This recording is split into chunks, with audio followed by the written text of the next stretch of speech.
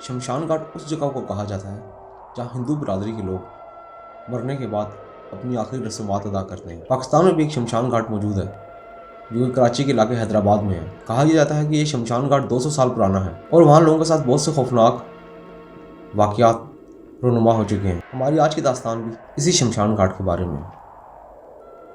दो कज़न थे जो यूके से पाकिस्तान आए थे। जब वो यूके से पाकिस्तान आए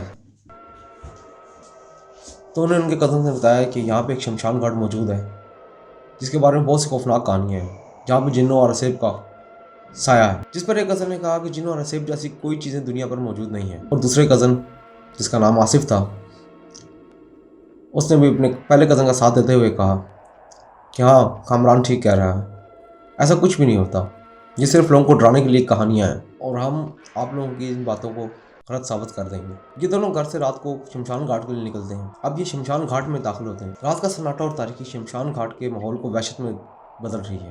ये दोनों शमशान घाट में दाखिल हो जाते हैं और आपस में बातें कर रहे होते हैं कि यहाँ तो ऐसा कुछ भी नहीं है, ये सिर्फ लोगों को डराने के लिए कहानियाँ बनी हैं और आज हम साबित कर देंगे कि जिन्नात और चुड़ैलों जैसी कोई चीज़ें दुनिया में वजूद नहीं रखती। अभी वो शमशान घाट में चल रहे होते हैं कि दोनों को उनके नाम से पुकारा जाता है।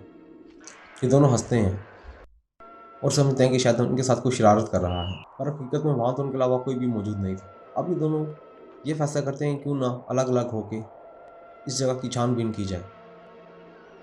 ये दोनों स्प्लिट हो जाते हैं। कामरान और आसिफ दोनों एक दूसरे की मुखालिफ सिमत में चले जाते हैं। अब जैसे आसिफ बढ़ता है तो वो टॉर्च की लाइट मारता है।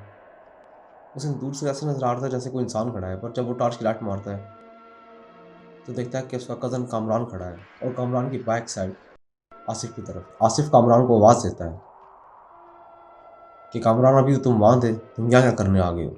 लेकिन कामरान कुछ बोल नहीं रहा होता। आसिफ आस्ते आस्ते उसके पास जा रहा होता है और साथ उससे बातें भी कर रहा होता है। अचानक आसिफ के कंधे पे कोई हाथ रखता है। आसिफ एकदम पीछे मुड़ता है और देखता है कि उसका कज़न कामरान था और कामरान से बोलता है कि क्यों मुझे बातें दे रहे हो। आसिफ बहुत घबरा जाता है। आसिफ की घबराहट का ये आलम था कि अब उसके माथे पे भी पसीना आ गया था और कामरान हंसते हुए आसिफ को कहता है कि इस मौसम में तुम्हें पसीना क्यों आ रहा है, जबकि अभी तो गर्मियाँ भी नहीं आई। क्या तुम खौफज़दा हो गए हो या डर गए हो। पर आसिफ कहता है नहीं, ऐसा कुछ भी नहीं है, पर मुझे लगा कि अभी तुम वहाँ सामने थे, मैंने खुद देखा। जबकि कामरान कहता है कि नहीं, मैं तो तुम्हारी मुखालिफ सिंध में था और जब तुम मेरा नाम पुकार रहे थे तो पीछे से मैं अपना नाम सुन के तुम्हारे पास चला आया। और कामरान कहता है कि तुम्हें बहुत डर लग रहा है, चलो ऐसा करते हैं, इस जगह की मिलकर छानबीन करते हैं और सबको गलत साबित कर देते हैं। आसिफ ने कहा ठीक है। अब ये दोनों मिलकर शमशान घाट के मुख्तलिफ हिस्सों को देख रहे होते हैं कि अचानक उन्हें सामने एक बच्चा खड़ा हुआ नजर आता है। कामरान से कहते हैं कि तुम कौन हो, जबकि वो बच्चा कोई जवाब नहीं देता और वहाँ से भागना शुरू हो जाता है। आसिफ और कामरान उस बच्चे को देखते थे, उसके पीछे भागते हैं। वो बच्चा अचानक से इनकी आंखों के सामने से गायब हो जाता है। ये दोनों उस जगह पर हैरानी से खड़े हो जाते हैं और एक दूसरे का मुंह देखने लगते हैं। कामरान आसिफ को कहता है तुमने भी वही देखा जो मैंने देखा। और आसिफ जो कि पहले ही बहुत घबराया हुआ था, एक जगह पे साकिन हो चुका था। कामरान उसे जोर से जोड़ के कहता है कि आसिफ, तुमने भी वही देखा जो मैंने देखा। तो आसिफ कहता है हाँ मैंने भी वही देखा, पर ये सब हो क्या रहा है, ये सब मेरी समझ से बाहर है। आसिफ कामरान कहता है कि लोग सच ही कहते थे कि इस जगह पे वाकई जिन और भूतों का साया है। कामरान कहता है कि हाँ आसिफ, तुम ठीक कह रहे हो, हमें यहाँ से जल्द से जल्द निकलना चाहिए। अभी ये दोनों आपस में बातें ही कर रहे होते हैं कि अचानक कामरान की नज़र ज़मीन पर पड़ती है।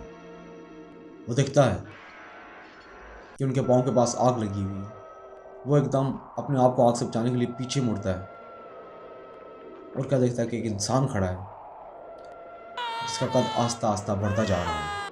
ये मंजर देखकर दोनों के रोंगटे खड़े हो गए और वो वहाँ से भागने लगे। शमशान घाट से भागने के लिए जैसे ही वो आगे बढ़ते हैं, क्या देखते हैं, दो लोग हैं जिन्होंने बिल्कुल उनके जैसे कपड़े पहने हैं, पर उनकी शक्लें बहुत ज़्यादा खौफनाक हैं। अब कामरान और आसिफ चीखें मारने लगे और शमशान घाट से भाग निकले। भागते भागते ये लोग अपनी गाड़ी के पास पहुंचे और अपनी गाड़ी स्टार्ट करके अपने घर आ गए। उसके बाद दोनों को एक एक हफ्ते तक बुखार रहा। आसिफ का कहना था कि मेरा जिस्म आज भी कांपने लगता है जब मुझे वो सारा मंजर याद आता है। कहानी पसंद आई हो तो लाइक करें, शेयर करें और सब्सक्राइब करें, और अपने दोस्तों के साथ लाजमी चैनल को शेयर कीजिएगा। शुक्रिया।